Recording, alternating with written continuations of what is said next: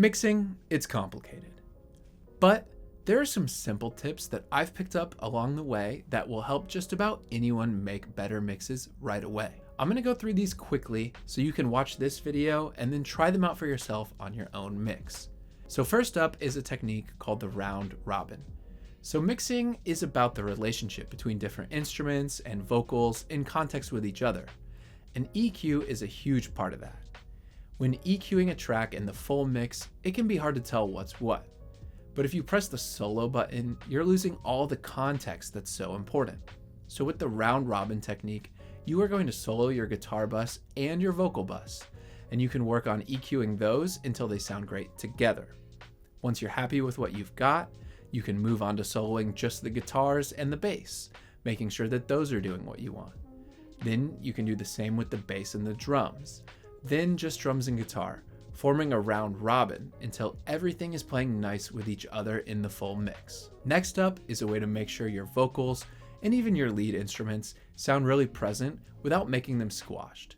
And that's by adding compression in stages. So think of it this way. When a restaurant chef salts your food, they're not cooking the entire meal and then adding salt at the very end. Instead, they're seasoning in layers. As they cook some vegetables, they'll add some salt to the pan. Then they'll put some in the pasta water to season the noodles as they cook, and then some in the sauce as well. If they waited until the very end and just added all the salt on top, the main thing you would taste is salt. The same is true of compression.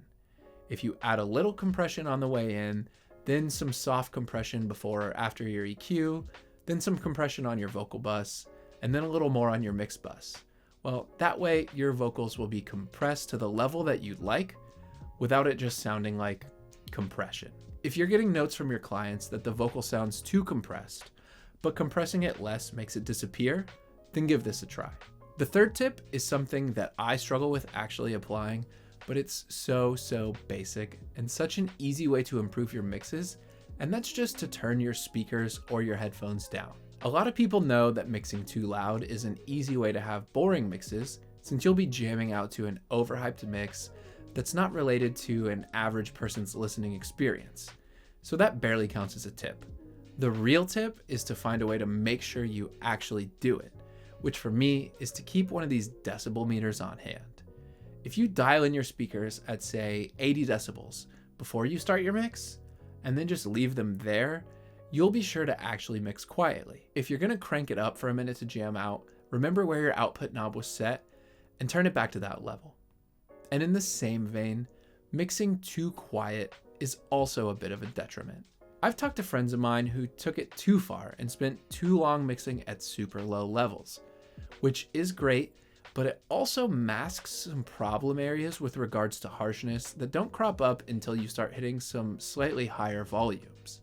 So even if you love mixing quiet, don't hesitate to turn it up into the high 80s and beyond every once in a while. Now the fifth tip is something I wish I'd been doing the whole time, because it would have saved me lots of time and even a few gallons of gas. Now the car test is a classic for mixing. Export your mix in progress, go listen to it in the car, make some notes, and then come back with a list of changes to make. But as audio pros, we do everything we can to make our room sound as accurate as possible. So our mixes translate to just about any speaker. Yet, the car test still helps out. And I chalk that up to a change in perspective. When you export a WAV file and walk away from the computer, you're not tempted to look at your mix session and make tweaks. You're just purely listening. So if you want to recreate that without having to go outside and start up your car, just turn off the screen while you do your critical listening. If you want to take it a step further, you can throw in some AirPods or whatever headphones you normally use when you're out and about. Those are a good replacement for the car, since they're also something that you use often, but for your own enjoyment, not for studio applications. Now, hopefully you found this advice helpful, but if you want to hear about some music production advice that I think you can ignore, check out this video next.